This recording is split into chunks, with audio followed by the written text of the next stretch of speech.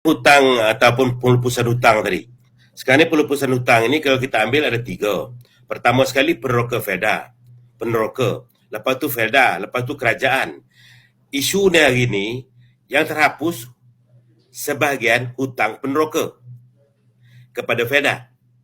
Lepas tu hutang Feda kepada kerajaan tak terhapus. Hutang Feda dengan kerajaan tadi ataupun dengan bank dan dengan KWSP, dengan Kumpulan Wang Amanah, jadi ianya terpaksa Feda tanggung. So sekarang ini kalau kita kembali balik, mana sekarang ni Feda memang peroka memang untung, tetapi waktu yang sama Feda terpaksa menanggung hutang ini bersendirian. Kerajaan semasa itu tidak membantu Feda, membiarkan Feda mencari sumber sendiri untuk membayar hutang kepada agensi yang Feda pinjam tadi daripada bank dan sebagainya tadi.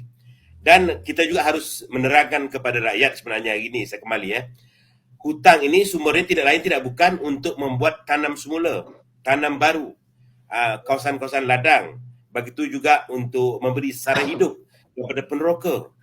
Sebab itu tak pelik sebenarnya kalau kita ambil kembali bahawa hutang ni peneroka yang tanam semulanya bermula tahun 2010-2011, hutangnya akan sampai kepada sekitar 140,000 satu orang. Itu tidak mustahil. Sebab bantuan Feda semasa itu, bantuan sara hidup kepada peneroka, Feda beri sekitar 1,200 satu bulan. Bermakna satu tahun sekitar 14,000. Dan kalau dia memberi pinjaman dalam tempoh 5 tahun, ia akan menjadi 70-80,000. Itu hutang sara hidup. Belum lagi hutang membangunkan ladang tadi menjadi segar ataupun menjadi 5 tahun, menjadi keluar hasil. Itu akan melibatkan kurang-kurang pun dalam 70,000. Maka hutang mereka akan jadi sekitar 150,000. Jadi hari ini hutang itu banyak. Jadi yang menjadi isunya hari ini, mereka menafikan. Tetapi kita peneroka kita tahu. Memang kita mengambil sara hidup dan tahu kebun kita dibuat oleh Feda. Dan puak-puak yang bila berlaku saja hampir pilihan raya, mereka mengambil kesempatan. Dan peneroka harus kita terangkan bahawa ianya hari ini ingin hanya mengapi-ngapikan saja, tapi sebenar hakikatnya tidak. Memang kita berhutang dengan Feda dan Feda telah menghapuskan, dan Feda hari ini menanggung hutang itu membayar kepada bank.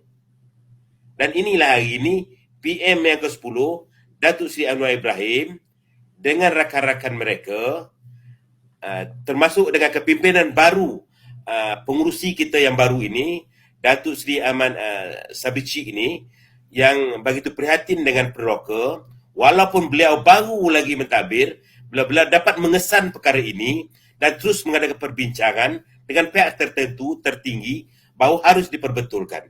Dan PM dengan berlapang dada bersetuju hari ini untuk memberi pengesahan atau berjanji ataupun menandatangani perjanjian bahawa kerajaan akan memberi bantuan 1 bilion satu tahun kepada Feda selama 10 tahun.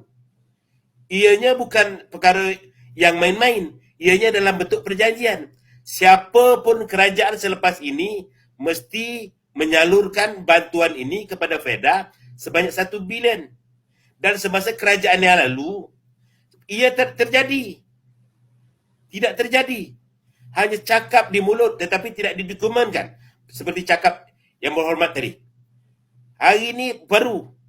Apa keadaan sekalipun, insya-Allah Feda akan ringan. Dan saya yakin, saya percayalah harus kita memberi pengetahuan lagi kepada generasi peneroka ini berkaitan dengan penghapusan ini. Siapa sebenarnya yang bertanggungjawab yang sebenarnya menghapuskan hutang ini. Dan insya-Allah kita akan jumpa selepas ini lagi. Kita akan bercakap. Saya bercakap lagi panjang masa berkaitan dengan ini. Terima kasih, moderator. Baik.